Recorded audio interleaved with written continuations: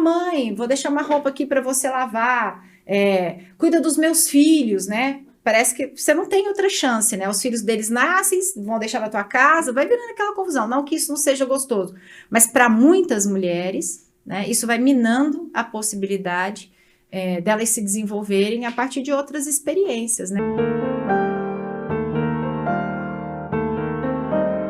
Olá, eu sou Helena de Luca, sou escritora, jornalista e artista. E hoje eu tô aqui com a queridíssima Paula Bacelli para uma conversa, um bate-papo que eu acho que interessa muita gente. Nós vamos falar sobre as mulheres de mais de 50 anos e a realidade delas no Brasil hoje.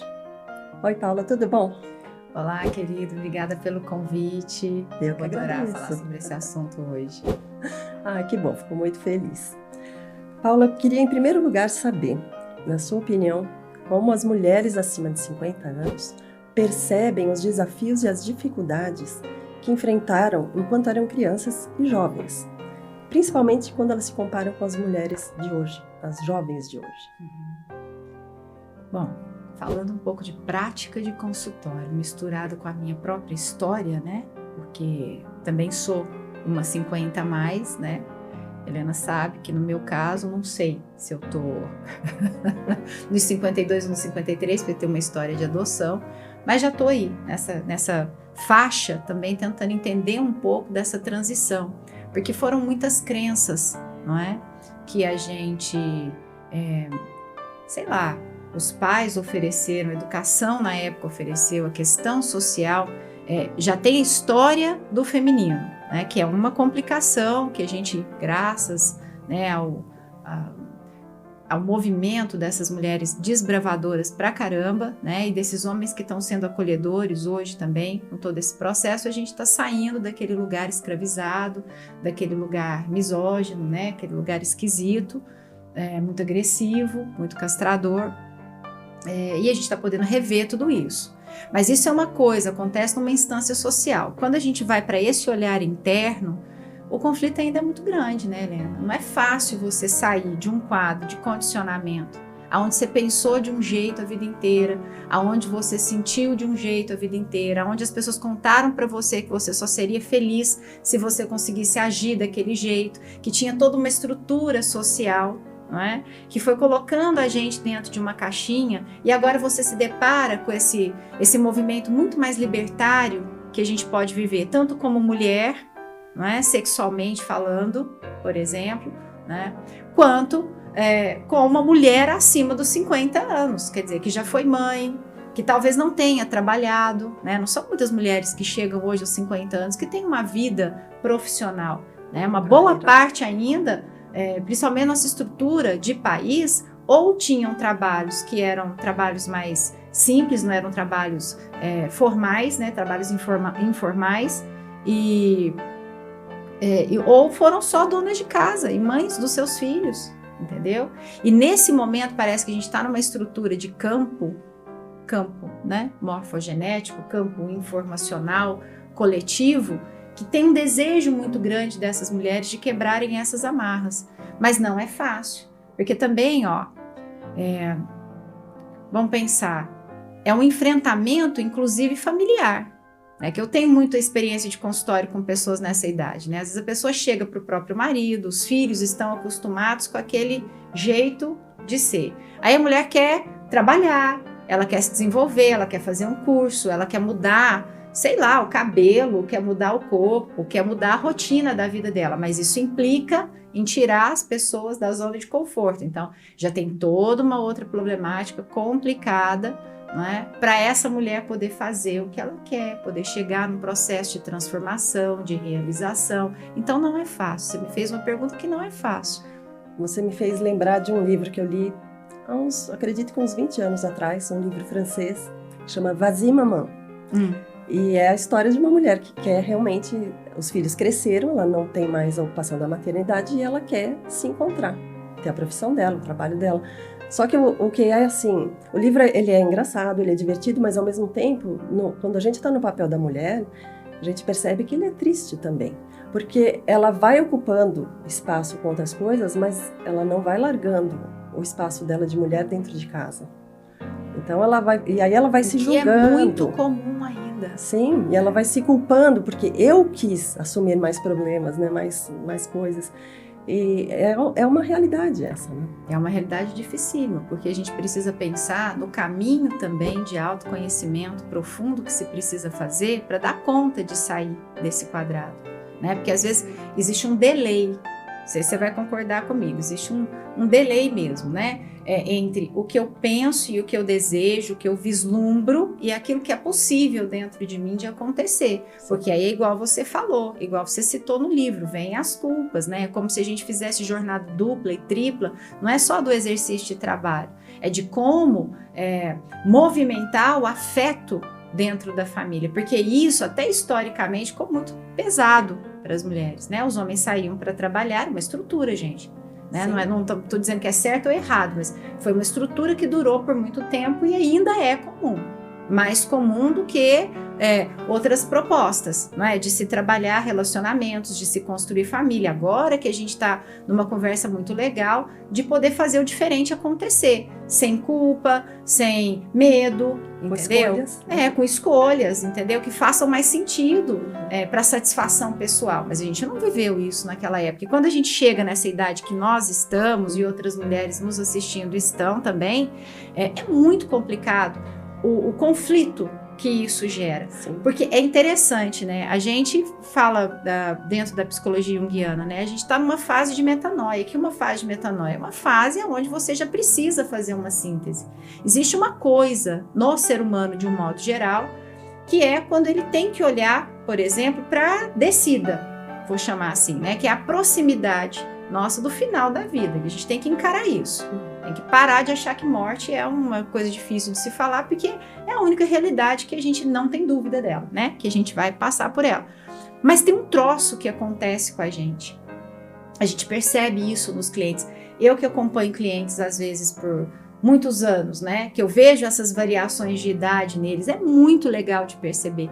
Todo mundo chega, não interessa a orientação sexual, não interessa como foi criado, não interessa a educação, não interessam valores. É um troço que acontece com a gente, ser humano, que a gente passa, vamos dizer assim, da meia-idade, considerando 50 anos como uma possível meia-idade, né, ainda socialmente ativa, né, dá uma vontade muito grande de começar a fazer uma síntese na vida, né, porque parece que a gente começa a vislumbrar, querendo ou não, tendo ou não contato com isso, acreditando ou não, né, porque independe dessas coisas, que eu preciso fazer uma síntese da minha vida, eu preciso realmente começar a refletir, né, independente das minhas condições de conhecimento e interesse no assunto. Eu preciso, é algo interno que começa a me obrigar a refletir sobre quem eu vou terminar de ser nessa vida.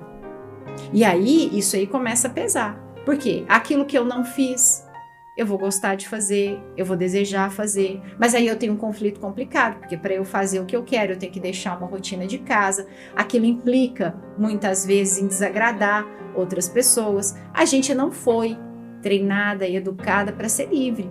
Mas você não acha que o mundo atual, ele desperta um pouco mais esse desejo também? Porque antes todo mundo era mais castrado, a pessoa podia sentir, mas não expressava. A gente não tinha muitas possibilidades, né, de escolha. A gente realmente tinha um mundo menos tudo, né, com menos informação, com menos diversidade, né? Aquilo não era a nossa realidade. Quando a gente se depara com isso tudo também tem esse processo de atualização que a gente tem que fazer da sociedade.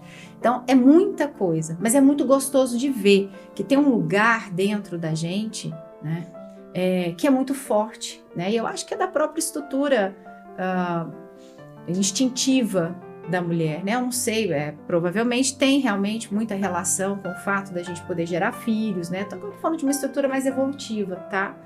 Tentando entrar nesse lugar. Tem situações que só a gente consegue desenvolver geram possibilidades que só a gente consegue vivenciar. Então, tem muita relação com essa possibilidade de criar um outro ser humano, entendeu? E é como se isso fosse uma imagem interna no nosso inconsciente que a gente pode criar mais do que só uma outra vida, né? Mais do que só uma outra criança. E a gente chega nessa meia-idade, eu vejo em mim, vejo nas clientes e tal, essa vontade muito grande de criar coisas que não foram possíveis de serem criadas em outros momentos. Mas aí se abre, né, os grandes problemas sociais, os grandes problemas do grupo familiar, né? Quem são as pessoas no grupo familiar que vão abrir espaço para isso, que vão incentivar? Muitos casamentos acabam nesse momento, né, nesse processo interno dessa mulher.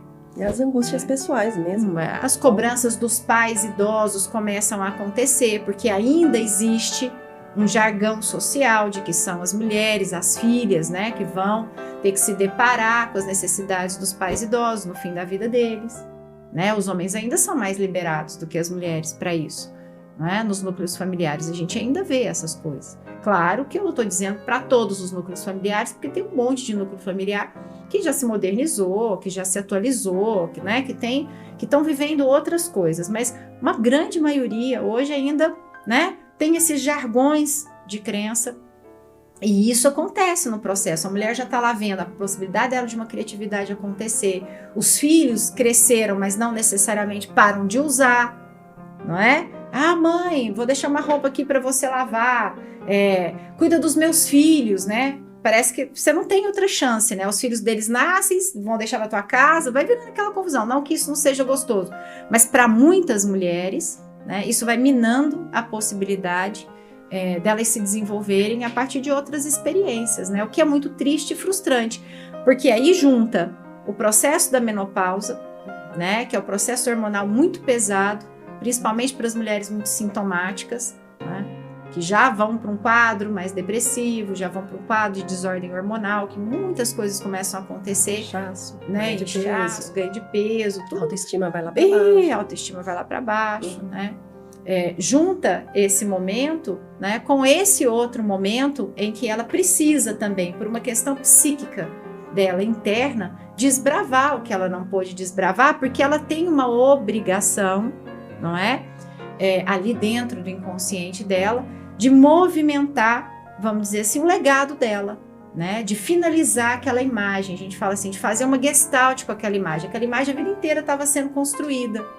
Em muitos momentos eu nem soube, né? O que aquela imagem se transformaria. Mas chega num ponto ali da meia-idade que é uma coisa intrínseca a nós, todos nós. A gente tem vontade de que aquela imagem tenha um significado, que aquela imagem tenha um sentido, que aquela imagem tenha uma história, que tem começo, meio e fim, que aquela imagem tenha uma construção, uma frase, uma epígrafe, vamos falar assim, entendeu? Que faça sentido e que te identifique. Então é um novo processo de uma nova identificação mais madura. Mas, voltando lá no início da sua pergunta que você me fez, lidar com isso passa por um processo muito doloroso para várias mulheres, até porque não foram treinadas para fazer esse caminho, né, dependendo das suas educações familiares, que é ter que desconstruir, ousar desconstruir, transgredir muitas regras familiares, muitas regras sociais, muitas crenças que se tornaram limitantes. Você estava falando, eu estava aqui pensando na minha cabeça, que eu acho que também tem um fator a mais, do ponto de vista provavelmente psicológico, você consiga até analisar melhor.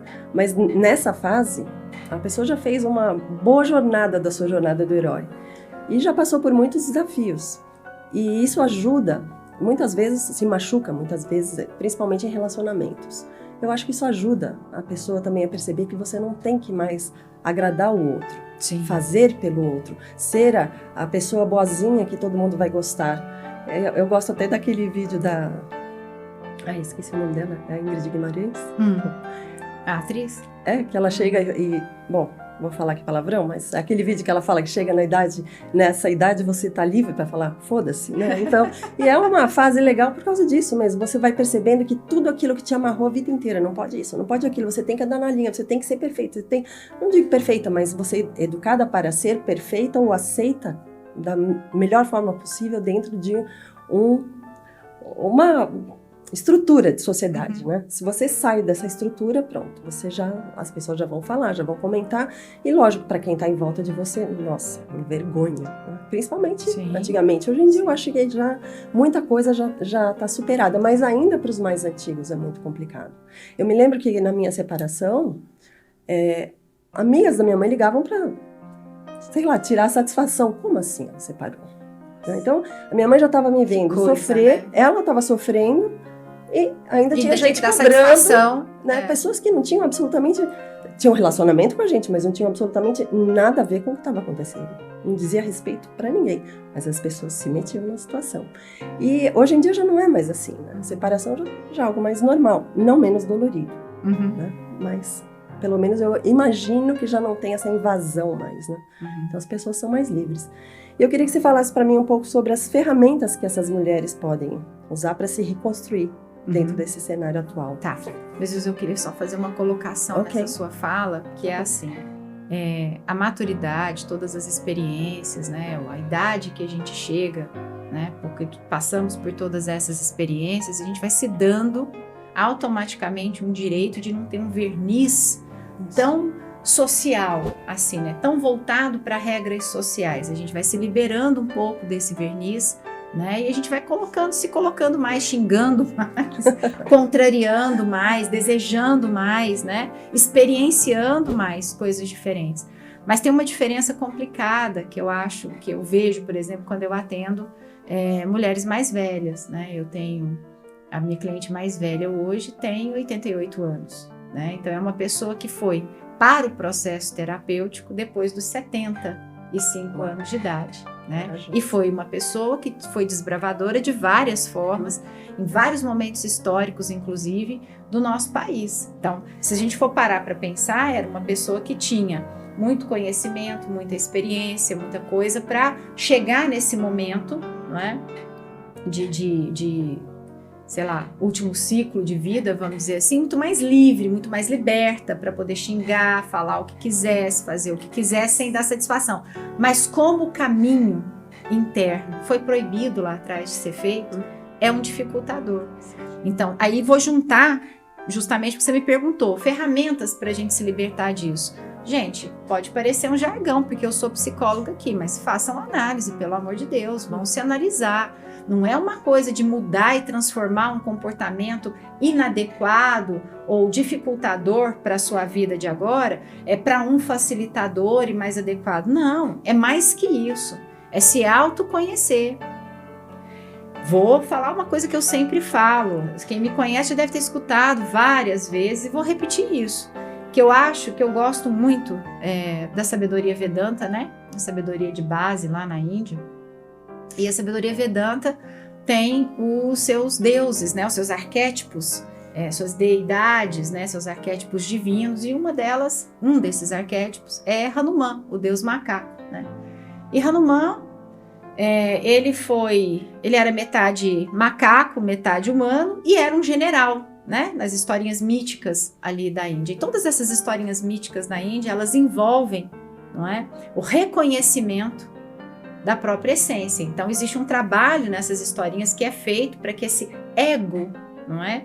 Fique ativo, mas de acordo com a sua essência. Então só para poder dizer para vocês qual a importância que esses mitos têm, apesar de não serem mitos muito comuns para nós, né? Que não é da nossa cultura, mas são muito profundos. Aí um dia Hanuman, ele era um general, ele era chamado pelos imperadores das historinhas e tal, para resolver as guerras, os conflitos que eles não davam conta nos reinos deles. Aí um dia ele vai resolver um conflito para Rama, que era um imperador lá e tal, resolve o conflito. No final Rama vai agradecer para ele e aí ele pergunta, fala assim: Hanuman, mas como que você vê a nossa relação? Aí o Hanuman fala assim: muito simples, né? Quando eu não sei quem eu sou, eu te sirvo. Mas quando eu sei quem eu sou, eu e você somos um. Então vamos fazer um recorte e pensar que esse Rama representa o mundo, lá na historinha, ele representa o mundo da matéria, ele representa o mundo da experiência material, dos jargões sociais, das construções culturais, das regras, entendeu? Das crenças, né? E dos preconceitos e tudo mais. Essa possibilidade toda, né? Então, olha bem o que Hanuman fala. Se eu não sei quem eu sou, se eu não tenho noção real de mim, não é uma falsa noção. Não é uma noção de imagem maluca e doentia que a gente está vivendo hoje, porque você tem que se comparar com um outro que você nem sabe quem é de fato. E esse outro a quem você serve, porque você quer igualar a sua imagem, você quer igualar a sua vida, né? Você quer falar como aquela pessoa, você quer ter um cabelo igual daquela pessoa. Não que as pessoas não possam se inspirar, não é isso, mas é de outra coisa que a gente está falando, e eu sei que vocês me identificam quando eu falo isso, né? É disso que Hanuman está falando. Se eu não sei quem eu sou, eu vou servir a qualquer outro. Esse outro não precisa ser uma pessoa numa relação íntima. Você vai servir a uma ideia que não está sendo adequada para você ser feliz. Você vai servir a um vício de várias ordens. Você vai servir a medos que são paralisantes e que distorcem a sua percepção, né? Você vai servir também a relacionamentos de abuso, de dominação. Você vai servir a temas, vai se tornar fanático, extremista, entendeu? E assim vai. Então, esse outro que Hanuman fala na história é muito perigoso. Porque eu só reconheço esse outro como um outro quando eu sei quem eu sou, não é o contrário. Então, o processo de autoconhecimento não é um jargão de autoajuda.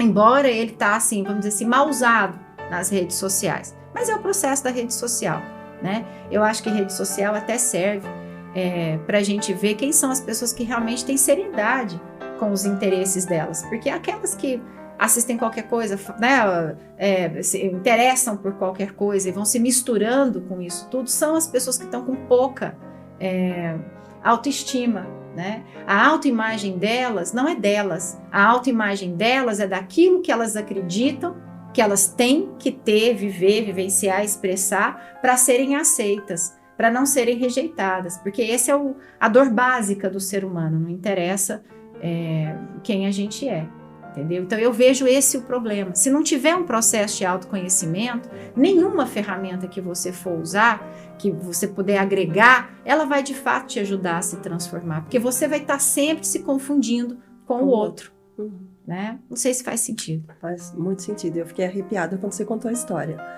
Porque realmente faz todo sentido. Eu adoro mesmo. Então, a gente, quando era criança, tinha poucos quereres, porque éramos castradas. Sim, né? Sim. Enquanto mulher, e assim, e víamos os homens tendo mais oportunidades. É lógico que aqui ou ali tinha uma outra mulher que tinha mais oportunidade. Claro. No meio da bagunça, a gente sempre teve pessoas saudáveis, né, óbvio. Mas, como é que você compararia uma criança, uma menina hoje, uma mulher, vamos falar do jovem de hoje, que teve um ensinamento numa época bem mais para frente do que nós e teve um querer menos castrante? Então, eu vejo que tem uma coisa complicada, né? Que assim, eu não estou afirmando nada, tá, pessoal? É só eu mesma elucubrando os casos que eu tenho no consultório. Eu não atendo criança, não atendo adolescente, mas atendo os adultos a partir ali dos seus 20 anos, 21 anos, né? Até essa última idade que eu tenho essa paciente, mas é uma mulher mais velha com 88. Então eu posso ver essas comparações, né? Eles realmente, nossos filhos, né, estão nessa idade, sim, 20 e poucos anos e tal. Eles têm um processo, graças a essa transformação toda de pessoas muito ousadas e transgressoras, eles têm realmente possibilidades que a gente nunca teve. Só que ao mesmo tempo, tem coisa demais nesse momento, que também é dificultoso deles se centrarem neles mesmos, no bom sentido, né, do equilíbrio, da autopercepção, porque é muita coisa oferecida. Então, esse nível gigantesco de oferta está bagunçando os sentimentos, as emoções e as escolhas que eles fazem. Então, eles saem de problemas que a gente teve, que eles não precisam ter mais, que bom, né? A sociedade vai superando, mas vai criando outros problemas, né? Então, eles são menos castrados naquelas coisas que para nós ainda é uma questão a ser trabalhada, por exemplo, em terapia, não é? Eles não têm isso, eles são da era tecnológica, da informação, são mais livres e tal, para experimentar tipos de relacionamento, questões da imagem, né? Imagina se falasse, eu era louca para fazer uma tatuagem, imagina se eu abrisse a boca para pedir um pai meu para fazer uma tatuagem. Colocar um piercing no nariz. Entendeu? A não ser que meus pais já fossem desse tipo de pensamento, como pessoas tiveram essa felicidade de ter pais mais abertos, mas assim, no meu caso não era assim, né? Era um olhar horroroso para isso tudo e tal. Eu acho que ainda tem gente pequena, assim, né? Tem.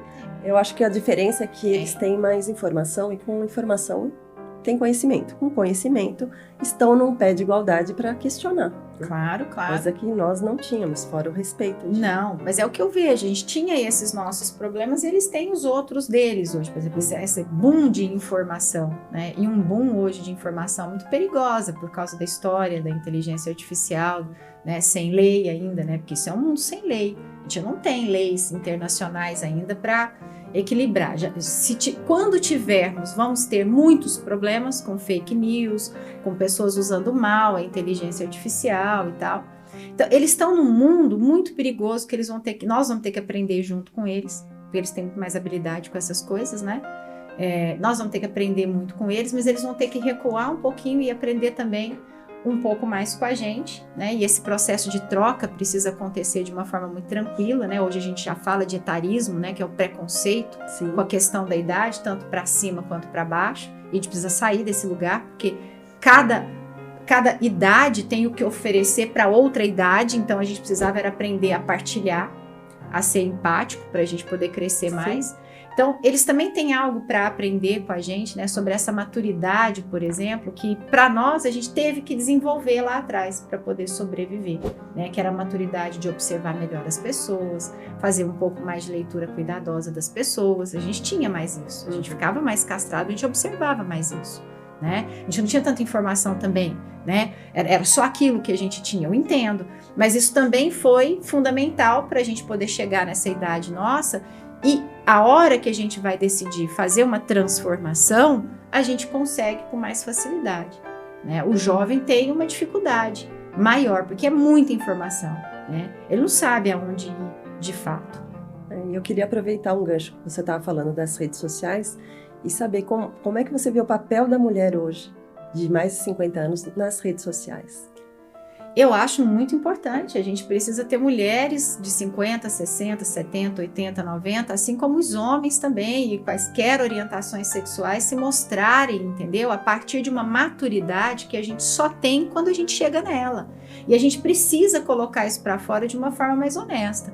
O problema das redes sociais é único para todo mundo, que é assim, o descompromisso que as pessoas têm com a verdade, de fato, né? O compromisso que as pessoas têm com a consciência, por exemplo, né? Eu tive a oportunidade, claro que eu não vou falar quem, mas eu tive a oportunidade de conversar com um artista famoso um dia desses, né? E eu tinha uma pergunta, né? Muito, que me gritava dentro, né? Você não chega perto dessas pessoas assim tão fácil, né? E eu tive essa oportunidade, uma pessoa muito simpática, e eu perguntei, falei, cara, você tem noção do tamanho da responsabilidade coletiva de consciência que você tem, né, por ser uma pessoa que movimenta multidões?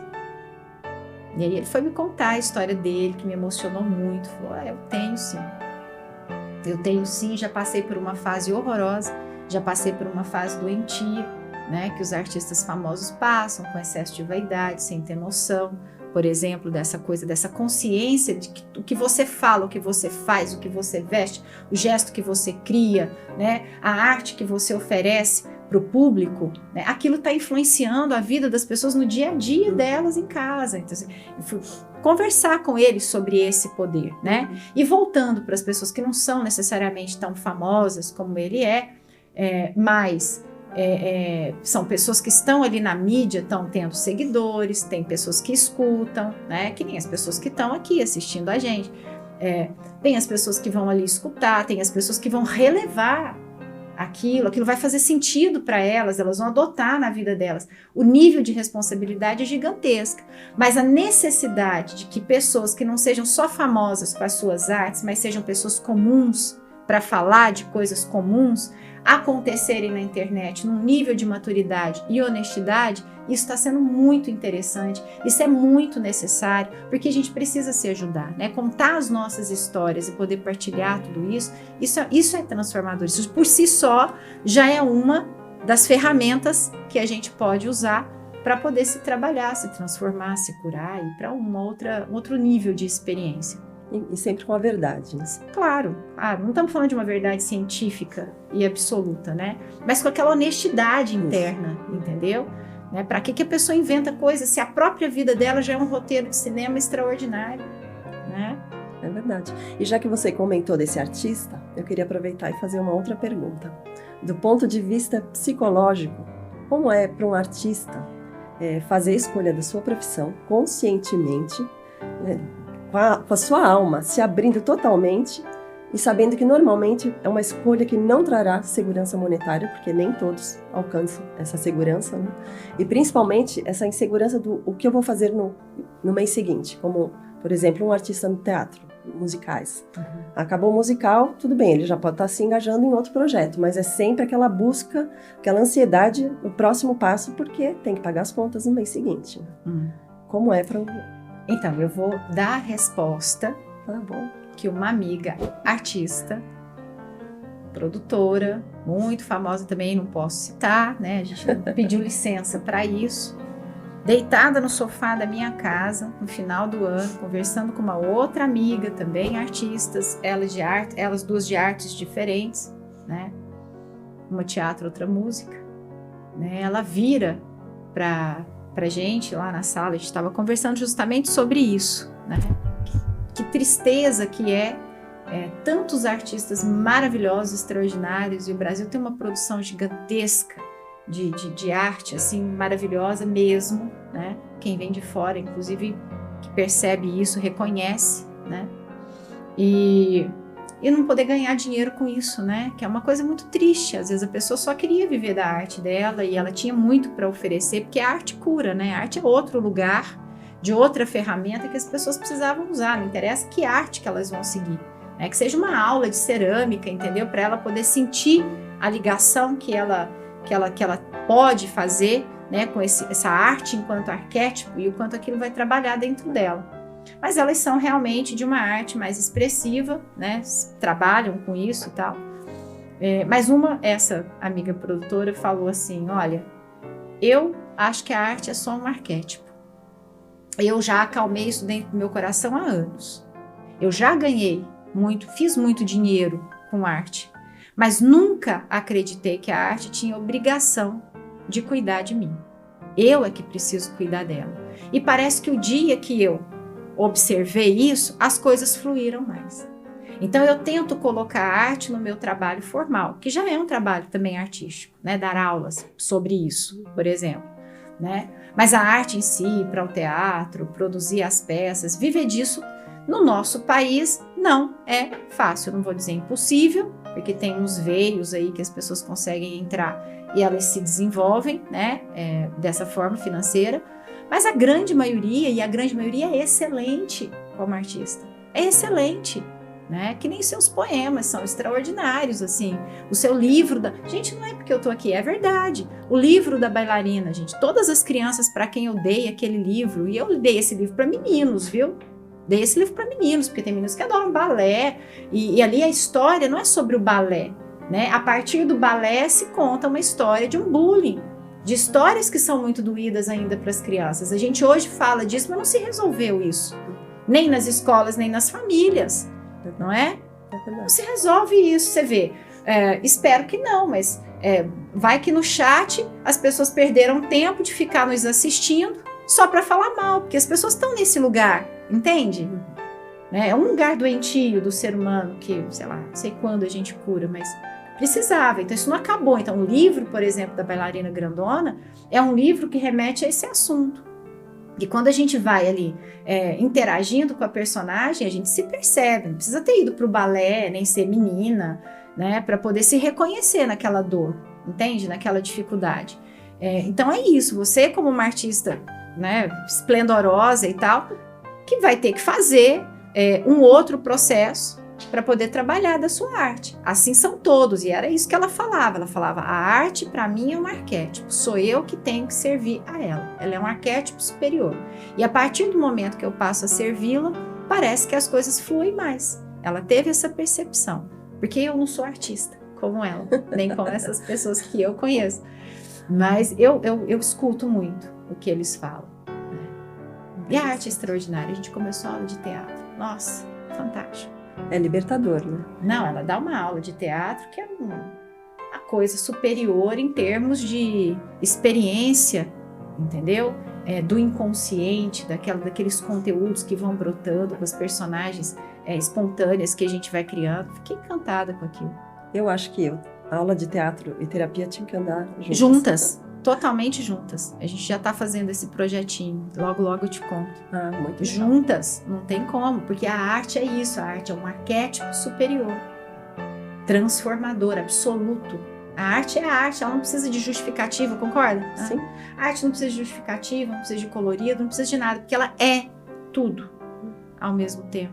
É verdade. E ela toca as pessoas, né? E acho que esse é o maior desejo de todo artista. Uhum. Eu não sei se te fez sentido, mas foi a resposta mais recente que eu escutei de uma pessoa que, sei lá, viveu isso a vida inteira, vive até hoje. Não, fez muito sentido. Porque, só para eu pegar o gancho do que eu estava falando, eu acho que a arte, o artista, ele quer que a sua arte alcance o seu público. Todo mundo quer. E o seu público não é todo mundo. Tem gente que não vai gostar, falado, não vai se identificar, não vai se emocionar com aquilo.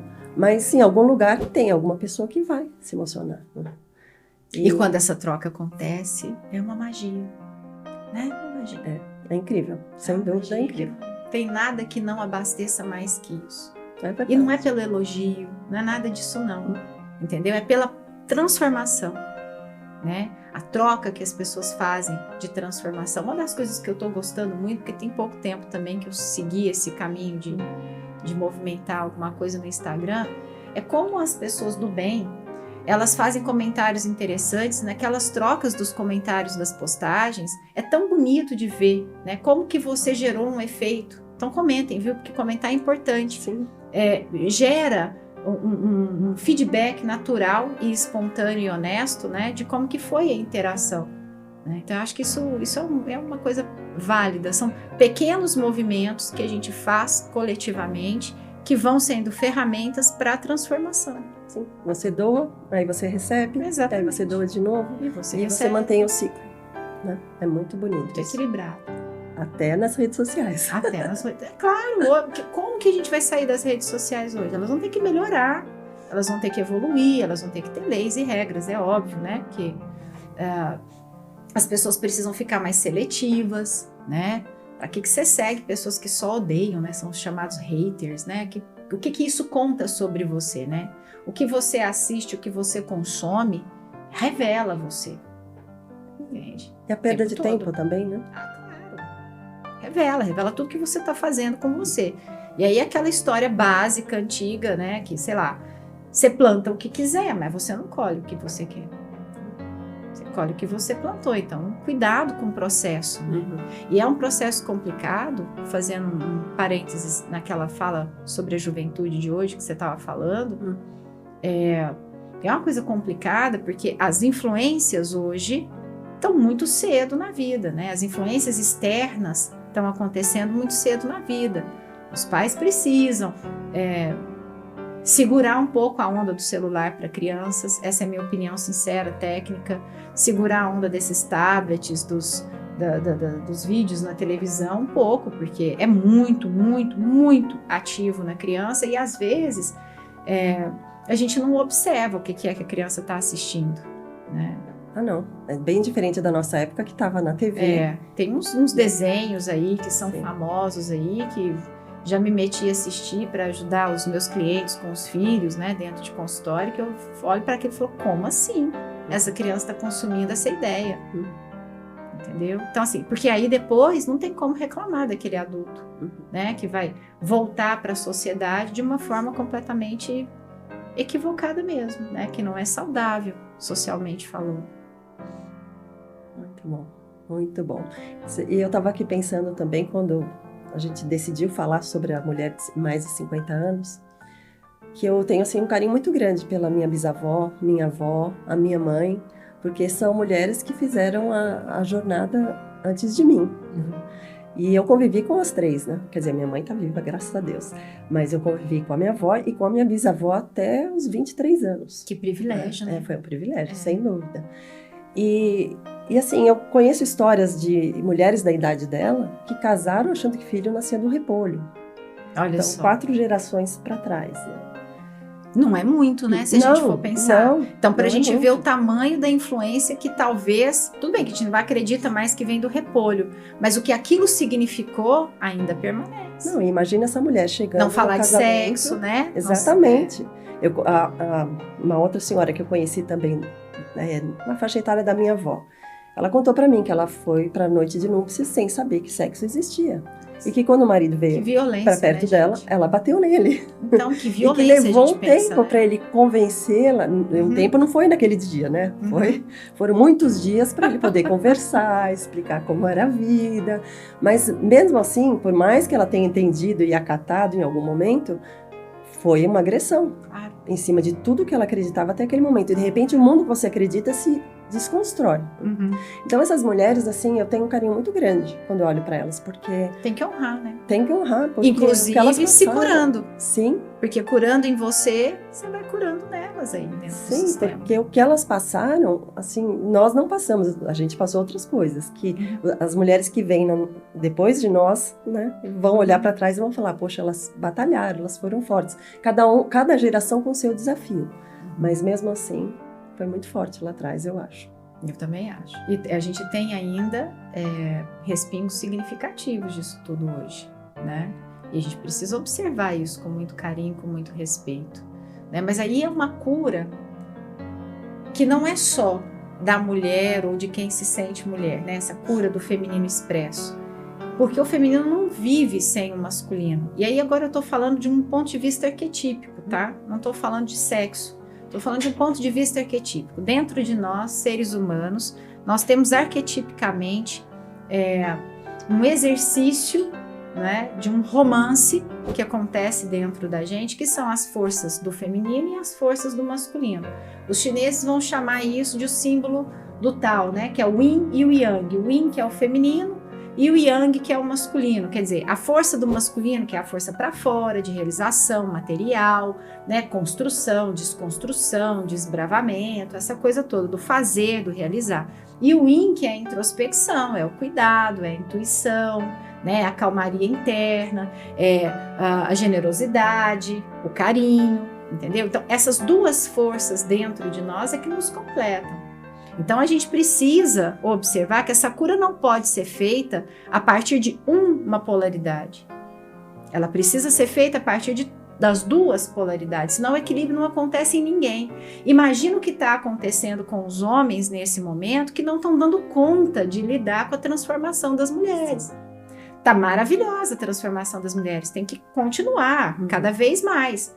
Mas esses homens começaram a ficar perturbados, o que é excelente, entendeu? Perturbados no sentido da sua zona de conforto, né? Porque se eles pararem para observar, a história não foi feliz com eles entregando um poder de patriarcado na mão.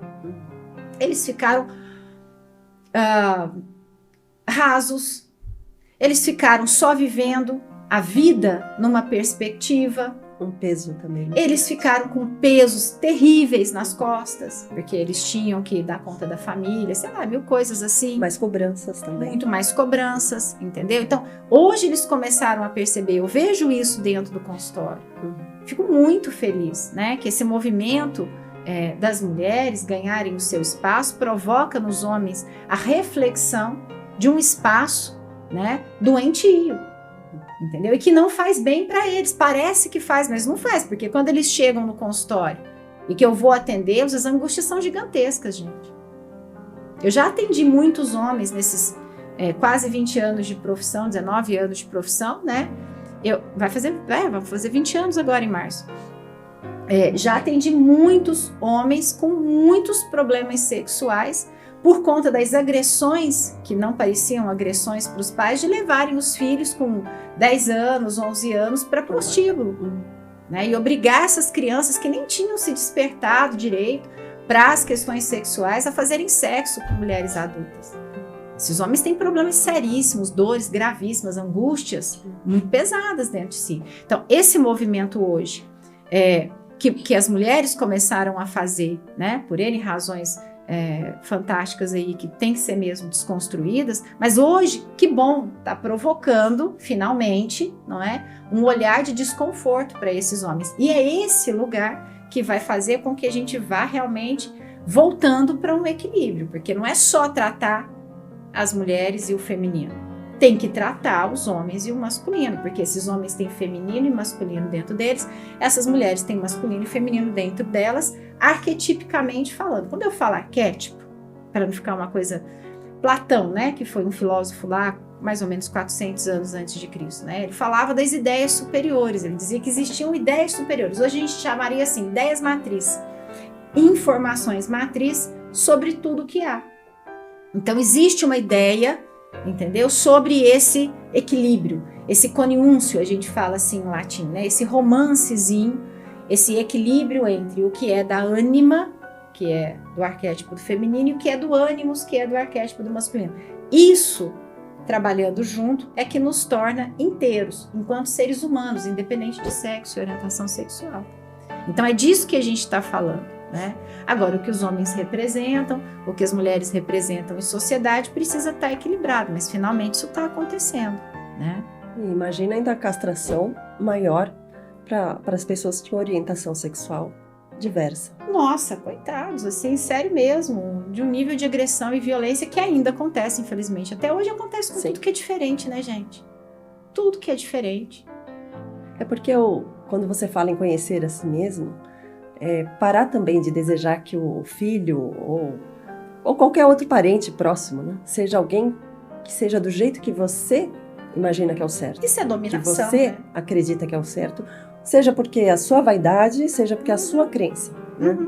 É abrir mão e deixar, respeitar, não é deixar, é respeitar o outro ser na sua unicidade. Né? Profundo isso. E extremamente necessário. Uma outra ferramenta que faz com que a gente fique melhor, de verdade, enquanto seres humanos. Parar de achar que a nossa razão, que é só uma razão que a gente enxerga com as nossas lentes e muito distorcidas, porque se eu não faço um processo, vou repetir, se eu não faço um processo de autoconhecimento, eu não sei quem eu sou, eu não sei quem é o outro, eu fico numa mistura danada, achando que aqueles óculos que eu uso para enxergar o mundo, né, ou a minha visão de mundo, é minha e é a melhor. Não, ela só é algo distorcido que eu vivo e nem sei, que às vezes eu mesmo estou obedecendo a outras pessoas, outras ideias, outros sentimentos. Então a gente precisa ser mais humilde e cair a ficha de que o ser humano tem que melhorar.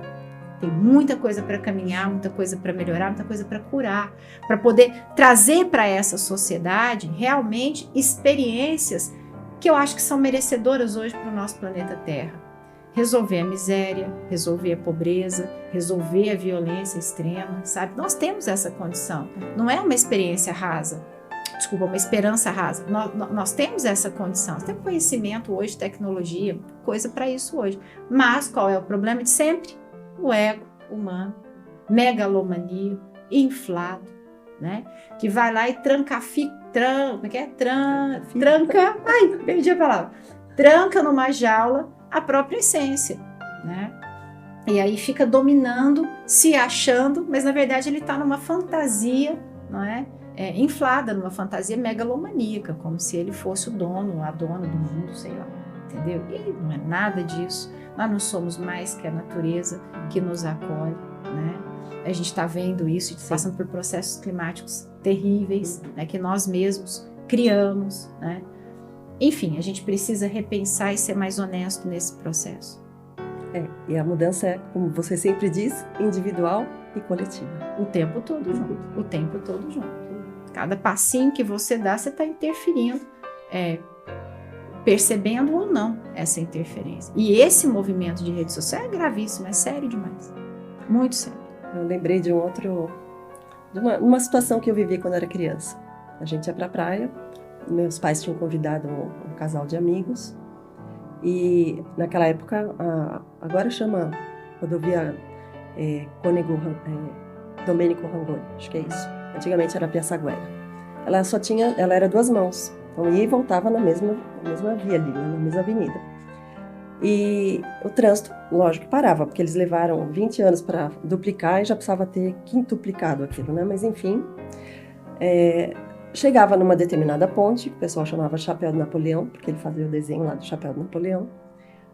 O trânsito parava mais ainda, você ficava horas parado ali, porque as pessoas saíam e passavam pelo acostamento para chegar lá na frente e cortar e ganhar não sei quantos carros. E a filha desse casal, quando chegou lá, a gente chegou depois deles, né, no caso, ela chegou para mim e falou assim, ai, o meu pai passou todo mundo pelo acostamento, e a gente chegou primeiro. E lógico, você é criança, como é que você se sente? Desafiada. Meu pai, eu sei lá, né? Meu pai é porque não fez isso também, né? Ou você está aprendendo ainda as regras, querendo entender, né, o seu lugar. E esse lugar de você ser humilhado pelo outro e o outro ganhar vantagem em cima de você é humilhante, né? É muito humilhante. E depois, conversando com meu pai, eu fui entendendo as coisas, né? Meu pai sempre foi uma pessoa muito correta. Ele sempre falava, lei existe para ser seguida. Então, tem que ser respeitado. Você não pode andar pelo acostamento, você pode atropelar uma pessoa, você pode matar, você pode causar um acidente. E você também não pode achar que você tem o direito, você é o quê? Melhor do que alguém para sair pelo acostamento e passar na frente. Se você estiver morrendo dentro do carro, com alguém doente, passando mal, pode ser justificado. Eu fico super feliz que o seu pai era o outro, não era o pai da menina. Não, meu pai sempre foi super correto. Mas muitas vezes na vida eu me vi nessa situação. Você se vê em desvantagem porque as pessoas que estão levando vantagem, elas não estão agindo de forma correta. E é muito difícil isso, né? É muito complicado. E a gente precisa dizer não. A gente já conversou sobre isso em outros momentos. É óbvio que aqueles valentões e valentonas precisam parar de fazer esses bullying na vida, né? Essas agressões todas. Mas as vítimas também precisam descobrir o próprio poder delas e dizer não, porque não é só tratar o que violenta, mas tem que tratar a vítima. A vítima também tem que lidar com questões internas para parar de se submeter à dominação de alguém. Então, a cura tem que vir dos dois lados nesse processo. E se você pensar no outro também, não só em você mesmo, o mundo já começa a melhorar. Claro, a empatia, a gente foi feita para ser usada, vivida. Se colocar no lugar do outro é importante. Com certeza. Paula, imagina que você está aqui sentada do lado da Paula com 20 anos. Ai, meu Deus. O que a Paula de hoje diria para a Paula de 20 anos? Nossa, que pergunta difícil, criatura, mas dá um livro, hein? Vai nessa, faz uma pesquisa com mulheres sobre isso, que eu acho que vai dar um livro super bom pra você escrever. Olha, eu acho que eu diria para ela, continue sendo você mesma, né? Não tenha tanto medo, a vida é mais simples do que você imagina, porque eu particularmente, né? Criei muitas fantasias, muitos medos, fui criada com muito medo, né? Os meus pais adotivos eram muito medrosos, né? Então, fui criada com muito medo, nossa, nada pode, tudo é perigoso, tudo. Nem aprender a andar de bicicleta eu pude, pra você ter uma ideia. Então era muito complicado, né? Então eu diria para ela, olha, tenha menos medo, vai trabalhar esses seus medos, vai viver a vida com mais leveza, porque a vida ela vai mudando, não é? E ela vai mudando mesmo as perguntas para que você possa fazer uma boa exploração. Então, não vai perder o seu centro, né? Mas também não perca a sua fluidez. Seja ousada, seja bastante transgressora daquilo que não está servindo para você ser feliz e olhe para você a partir de um olhar muito generoso, né? Porque só o fato da gente estar vivo, só o fato da gente estar experienciando a oportunidade da vida por si só já é muito mágico, tá? E sim, a gente vai ter muitos problemas, a gente vai passar por muitas dores, talvez algumas feridas jamais vão poder se fechar, mas tem uma série de outras coisas que a gente experimenta, né? A gente precisa olhar de frente para a vida, não olhe para trás, eu diria assim. Que legal. E aí eu tenho mais uma pergunta. O que a Paula de hoje tem que você gostaria que a Paula de 20 anos tivesse e ela não tinha? Mais autoestima. Não tinha. Era completamente aquela que fazia as coisas para agradar, com medo do conflito, né? Para quem conhece Enneagrama, são 9 no Enneagrama, a autopreservação. Então imagina aquilo naquela época dos 20 anos, criada por pais com muito medo, né? Assim, conflito para mim não era gerenciável, né? Ele tinha que ser não vivenciado. Então, assim, por causa disso me submeti muito, né? Nas relações de dominação fui muito a pessoa abusada, dominada, Entendeu? Então eu diria, e isso é uma coisa que eu não gostaria que ela vivesse mais. Tenha mais autoestima, olhe mais para você, não tenha medo de dizer não, entendeu? As pessoas não podem ser todas mais importantes do que você, e não é num olhar egocêntrico, é num olhar de se colocar no lugar. E cuidado, né? Porque eu dava muito poder para as pessoas erradas, né? Então verifique melhor o caráter das pessoas antes de você chamá-las de amiga. Ai, que maravilha. Como é bom te ouvir, Paula. Ah, Gina, adorei esse papo. Quero fazer mais. Vamos combinar. Então vamos. Você quer falar dos seus novos projetos? Obrigada. Eu trabalho também, né? Eu sou psicóloga, tenho lá os meus clientes, tem um site que vocês podem acessar, Paula Bacelli. Vou pegar a colinha, peraí. Vamos pegar a colinha, porque não gravo essas coisas ainda. Paula Bacelli com 2 Cs e 2 Ls.com. Lá vocês vão entender o que eu faço, vão observar que a gente vai fazer um workshop agora sobre sintomas, sonhos e sincronicidades no dia 24 de fevereiro. Ele vai ser online, mas ele vai ser ao vivo e vocês podem entrar lá se vocês se interessarem. A gente vai falar sobre essa temática de uma forma bem interativa. A gente vai fazer uma parte teórica, mas a gente vai estar usando exercícios sistêmicos de constelação e meditação guiada para vocês entenderem mais sobre essa questão de muita importância desses 3 oráculos da alma, que são os sonhos, os sintomas e as sincronicidades na nossa vida. E vocês podem olhar meu curso de propósito também e todo o trabalho da Quantum Academy, Quantum com M de Maria no final, Academy com Y no final.com.br, que é uma escola de transformação que se baseia no paradigma da consciência, um trabalho feito pelo físico indiano Amit Goswami. Né? Nós temos vários outros professores ali, além de mim e além do professor, cada um com as suas especialidades. Tem muito conteúdo legal que fala sobre saúde, espiritualidade, psicologia, tá? E aí, se vocês se interessarem, também vocês deem uma olhada lá. Muito obrigada. E tem o Instagram, né? Bacelli Paula Oficial. Se vocês quiserem me seguir lá no Instagram, eu vou ficar feliz de ter vocês comigo lá. Pode seguir, gente. Vocês vão gostar. Paula, muito obrigada. Obrigada a você, querida. Eu estou esperando a próxima. Vamos combinar.